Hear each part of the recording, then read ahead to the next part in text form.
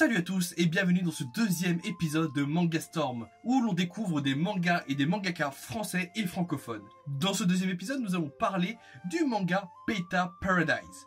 Évidemment, comme d'habitude, je vous réserve quelques surprises au cours de cette vidéo et surtout à la fin, donc restez bien jusqu'au bout. Et avant de commencer, nous allons mettre nos lunettes d'expert et on va lancer le générique tout de suite.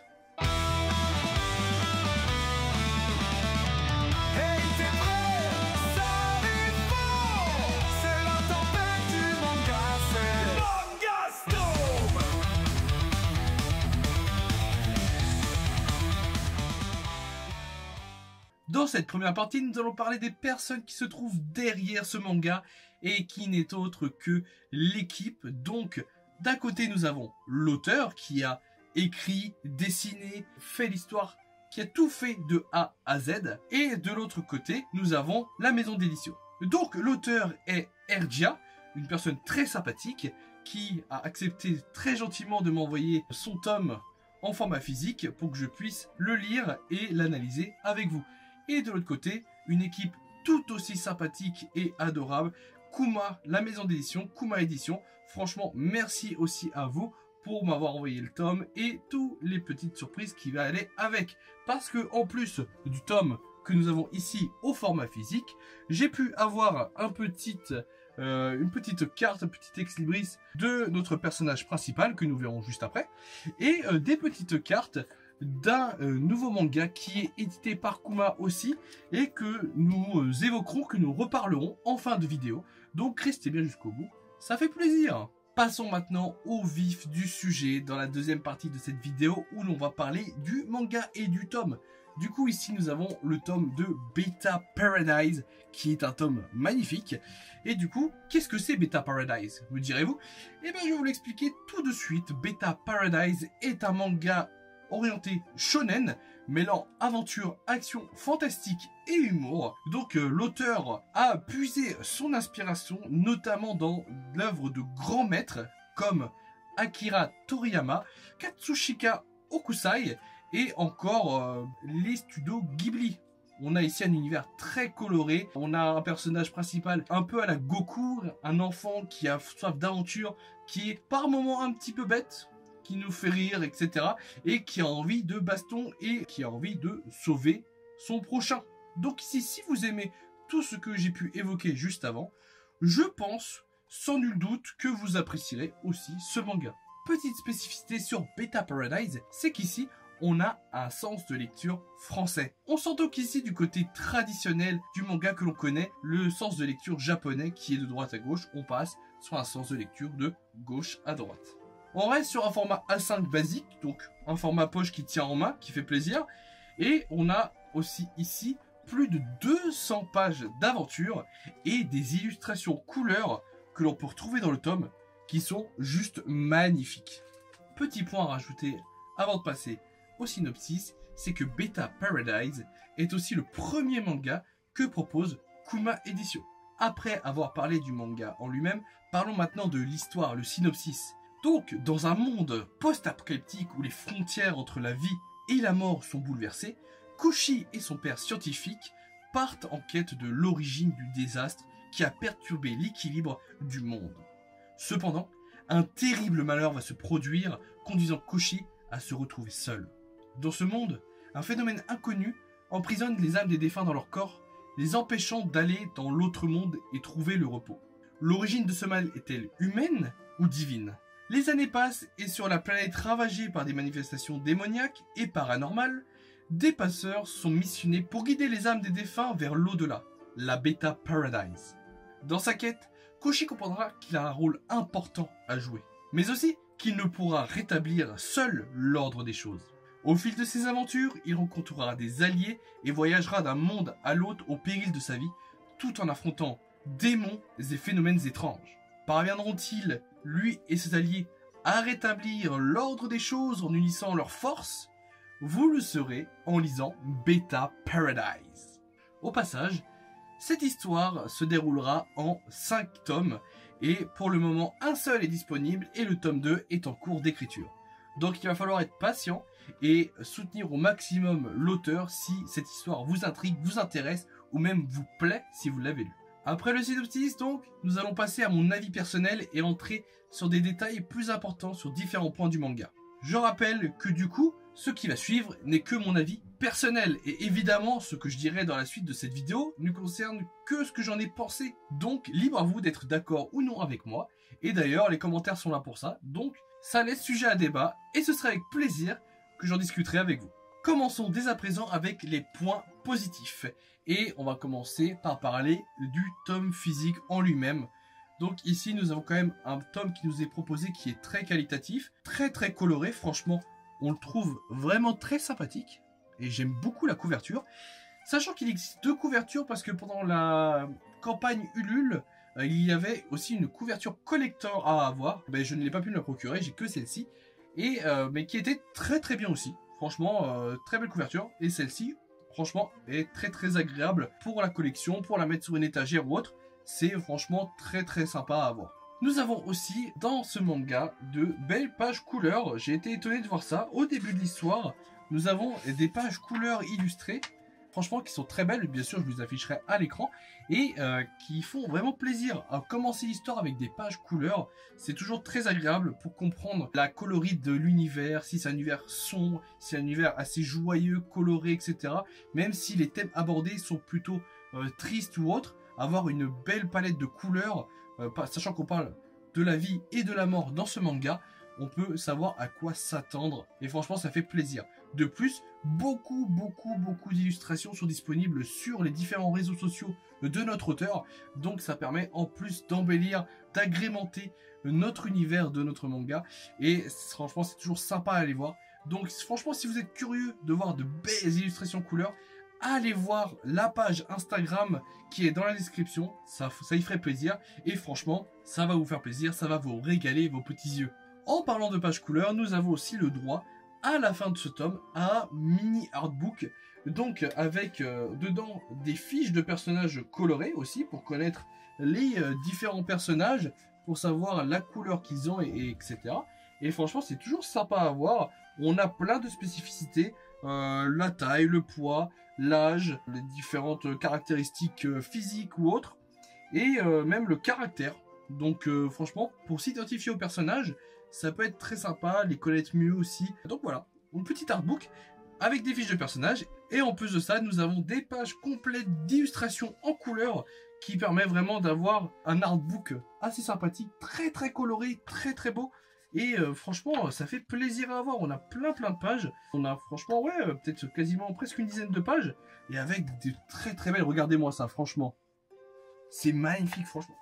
C'est fou d'avoir ça à la fin d'un manga, ça fait plaisir. Bon, maintenant, fini de parler du tome physique. Parlons maintenant de l'histoire, des points intéressants de l'histoire, des points positifs qu'il y a sur les différentes parties de l'histoire. Et il y a un truc qui m'a marqué et qui est très bien. Entre chaque chapitre, on a un petit point récap, genre une seule planche qui nous donne un résumé de tout le chapitre qu'on a lu juste avant. Comme ça permet de, si on n'a pas compris une subtilité ou autre, on peut avoir du coup notre résumé et éclaircir certains points qui nous a fait peiner sur le chapitre précédent. Et franchement, c'est une très bonne idée parce que du coup, ça m'a permis aussi de me retrouver sur certains points ou que j'ai pu me perdre dans la lecture, ou alors que vu que je l'ai lu sur une longue durée, vu que j'ai essayé de décrypter, de prendre des notes, etc., et ben ça me permet aussi à chaque chapitre de me dire « Ah mais il y avait ça au chapitre précédent » et du coup je me remets dans l'histoire. Et franchement c'est vraiment pas mal. Bon, ensuite ici, nous avons une histoire et une intrigue intéressante. On n'a pas des points qui sont oh bah voilà, on a un méchant de base, qu'est-ce qui se passe? Faut battre le méchant. Non, c'est une intrigue qui se prolonge, on apprend au fur et à mesure, on découvre des choses, on connaît notre problématique de base, qui est que les âmes des morts ne peuvent plus quitter et aller vers la Beta Paradise, et du coup sont bloqués dans le monde des vivants. Du coup, on va découvrir comment c'est arrivé sur un chapitre, on va découvrir pourquoi, et puis après, on va essayer de comprendre d'où vient le problème. C'est pas amené d'un coup, on n'a pas une problématique dès le début de « Ah, on sait que lui, ça va être le grand méchant de l'histoire parce qu'on se rappelle, c'est une série en 5 tomes et on aurait pu avoir un manga qui se dépêche et qui a un enjeu très très simpliste. Au final, là, on cherche à découvrir avec le personnage ce qui se passe, qui va être le grand méchant, qui provoque tout ça. Et on a plein de problématiques après qui s'accumulent, des personnages mystérieux, etc. Donc, franchement, on reste dans l'intrigue, on est captivé par ce tome, cette histoire, et ça nous permet de nous plonger dedans et de suivre l'enquête avec nos personnages principaux, tels que Koshi et ses amis. En plus de ça, on a un rythme plutôt intéressant, parce qu'on jongle souvent de moments tristes à des moments joyeux, avec des petites blagues, etc. Parce que ce manga est aussi basé un peu sur l'humour, pas que sur la tristesse. On a aussi des moments heureux, des moments joyeux.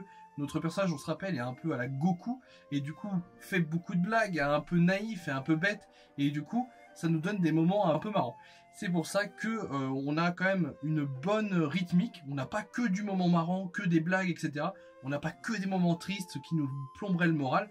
Non, au contraire, ça jongle plutôt bien. On a moments tristes, moments heureux. On a un petit moment calme. Après, on va partir sur des combats. D'ailleurs, que les combats sont plutôt bien rythmés au final. Ils sont plutôt intéressants à regarder. Honnêtement, j'ai bien aimé les combats, les scènes de combat qu'il y avait. Et du coup, on a un rythme assez bon dans le manga au final. Il y a juste le début qui a posé un petit problème. Je reviens après sur les points négatifs. Mais sinon, le rythme est plutôt intéressant. Et ça, j'ai bien aimé. Et du coup, pour les combats, bien rythmés, très jolis, des belles planches, etc.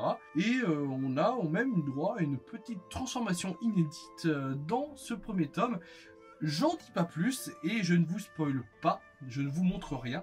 Ça sera à vous de le découvrir. Et du coup, pour en venir à la fin de ce tome, on a une fin intrigante. Du coup, c'est un point positif parce que ça va nous donner envie de lire ce qui va se passer par la suite. Parce que du coup, on a un tome qui a une histoire, enfin qui nous explique tout le lore de base que l'on va découvrir au fur et à mesure.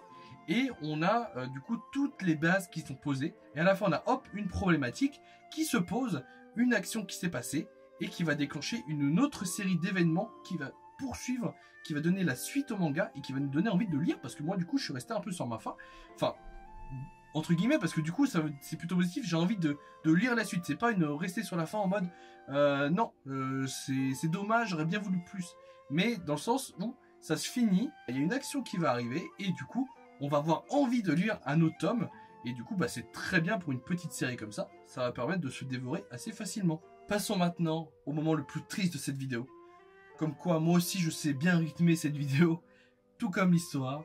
C'est les points négatifs. Alors évidemment, il y a des points négatifs. Alors après, j'en ai pas trouvé tant que ça. Et j'ai plutôt bien aimé le tome en soi. Et de mon avis perso, il n'y a pas grand chose à dire de négatif dessus.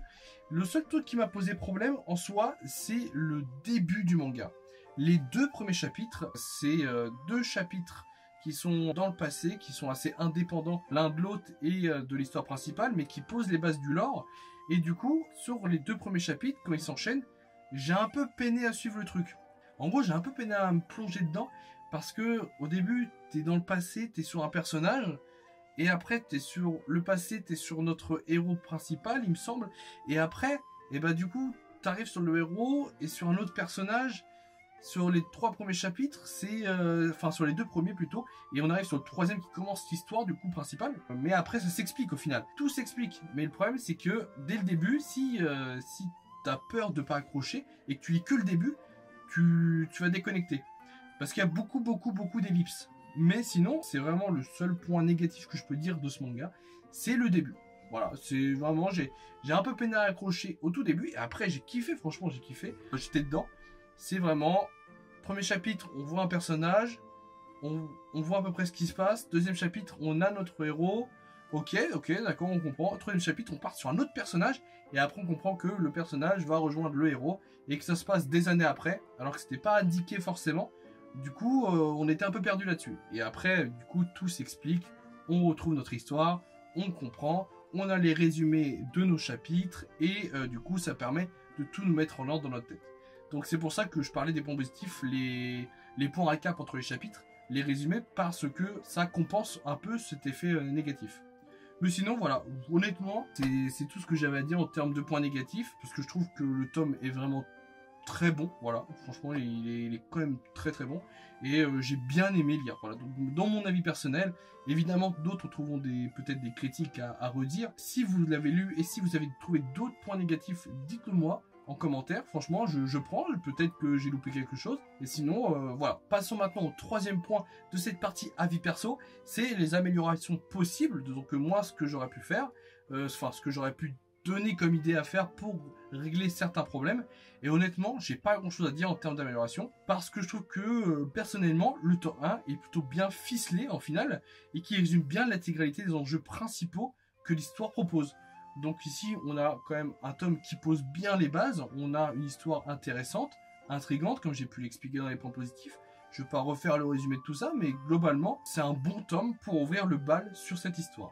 S'il faut chipoter, et vraiment c'est histoire de trouver un point d'amélioration, je dirais peut-être que la disposition des cases reste assez linéaire. On a une structure ici assez carrée, donc on a nos cases qui sont globalement en colonne, on reste sur du carré et du rectangulaire. Moi je sais que, après c'est que mon avis, mais sur les shonen, aventures, etc., j'aime bien avoir certaines cases qui sont un peu diagonales, qui changent un peu les formes pour qu'on casse cette linéarité, qu'on zigzague un peu sur les planches, etc.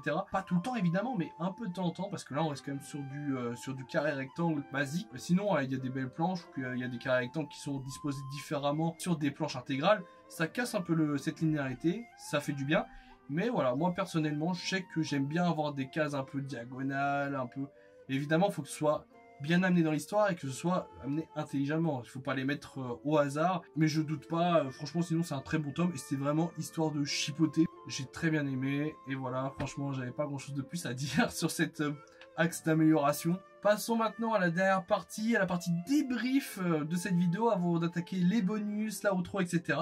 Donc si avec mon avis le manga vous donne envie, et ben vous pouvez vous le procurer en ligne sur Amazon, il est disponible, ou bien le découvrir avec un nouveau manga, comme je vous ai parlé au début de vidéo, qui est actuellement en financement participatif. Du coup, vous pourrez avoir Beta Paradise dans un pack découverte de Kuma Édition, avec du coup le manga Le Royaume du Roisson, donc le Royaume du Roisson que j'ai pu recevoir des petites cartes ici et ici dans le tome.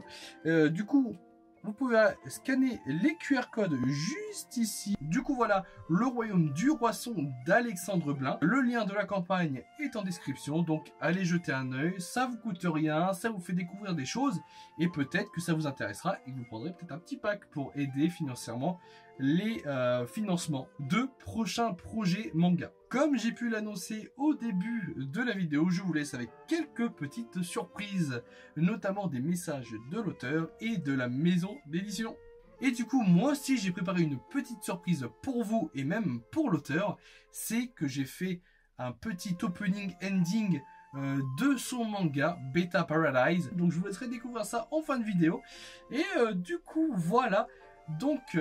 avant de vous laisser avec tout ça, je tiens quand même à remercier de nouveau RGA et Kuma pour le tome et la confiance qu'ils ont eu en moi et mon projet de vidéo. Et surtout, merci à vous tous d'avoir regardé cette vidéo.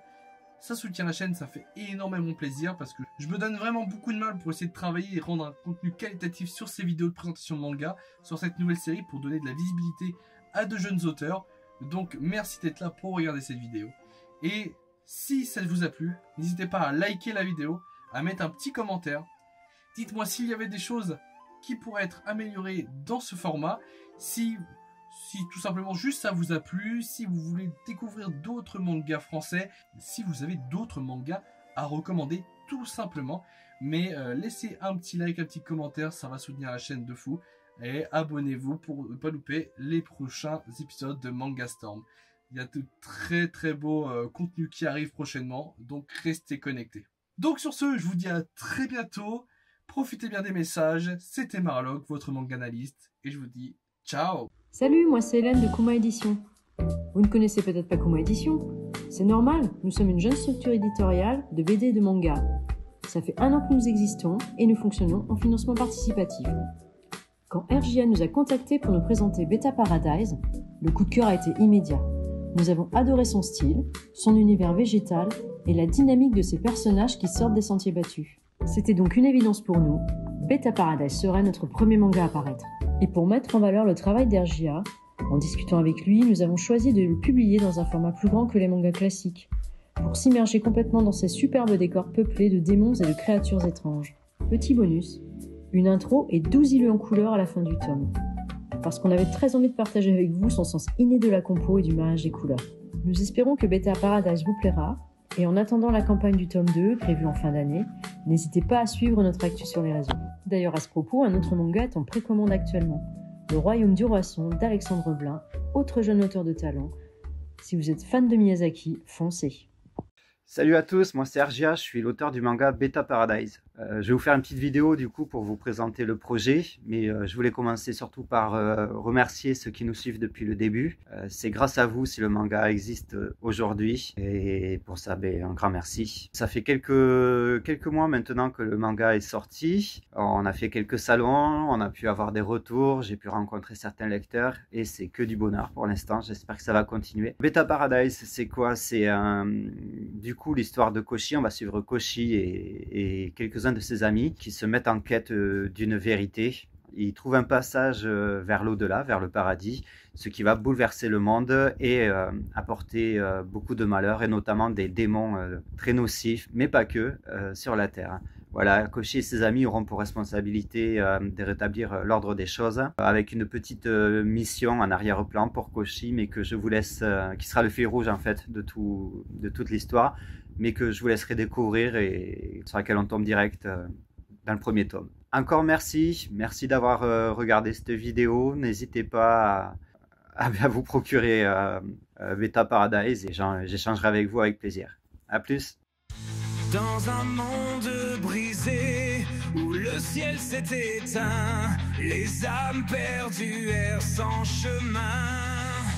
Koshi s'élance, le cœur en feu pour percer le mur.